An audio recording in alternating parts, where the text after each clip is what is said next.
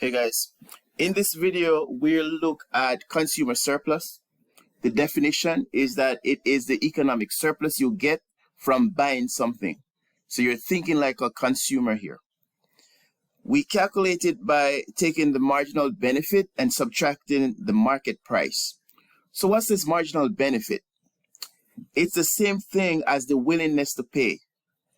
So this is something only you know. So it's what you think something is worth to you.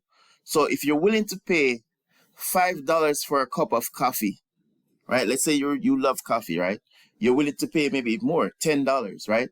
If you just need a cup of coffee to go, to get your day going, you might want to pay $5. If you really love it, you might want to pay 10. So the price is going to be at $3 regardless. So the person who has a willingness to pay of $10, their consumer surplus will be $7. So $10 minus 3. While the person who just is going to drink coffee because they want to, not because they absolutely love it, right? They're going to be willing to pay $5 and subtract $3 to get $2.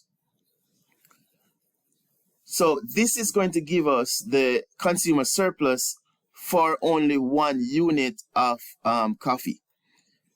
What we need is the total consumer surplus, and how are we going to get that? Okay, so this graph tells you what's going on. First, we see that the demand curve is the same thing as the marginal benefit curve, which is the same thing as the willingness to pay. So we capture that from the demand curve. Then we have the market price, which is the horizontal line. And so, as we said earlier, the consumer surplus for this unit of the item is going to be, in this case, is 80 minus 50. So the willingness to pay is 80 minus 50, which is 30. But this is just for this unit of the item. This looks like it's around maybe 160 in terms of the quantity. So the 160th quantity, the consumer surplus for that is 30.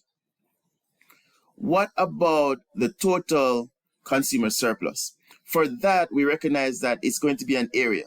It's the area below the demand curve and above the market price. And so we're going to do that calculation to get the total consumer surplus. Let's use this fun example from Rihanna's song Work that she did with Drake. And this is what we have in this problem.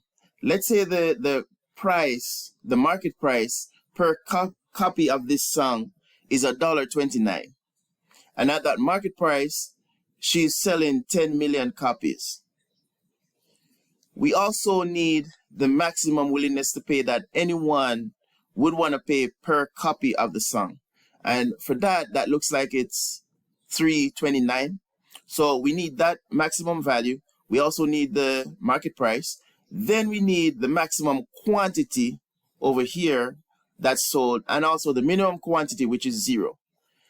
And then we observe that the total consumer surplus is going to be the area of a triangle. And the area of any triangle is half times base times height. Even if the demand curve is curved a little, it's okay. We're going to still use the simplified formula to calculate total consumer surplus. So let's go ahead. So let's find the base first. The base is 10 minus 0. So this 10, that's the maximum, minus 0, which is over here, the minimum. So we're getting the length of this line, which is 10. For the height, we're going to take this maximum willingness to pay, which is $3.29, minus the market price of $1.29. This is a difference of 2. So that's the height. So half times base times height is half times 10 times 2, which is $10. And it's always in terms of dollars that we give the consumer and the producer surplus. So we have $10 in this case, which would translate to $10 million.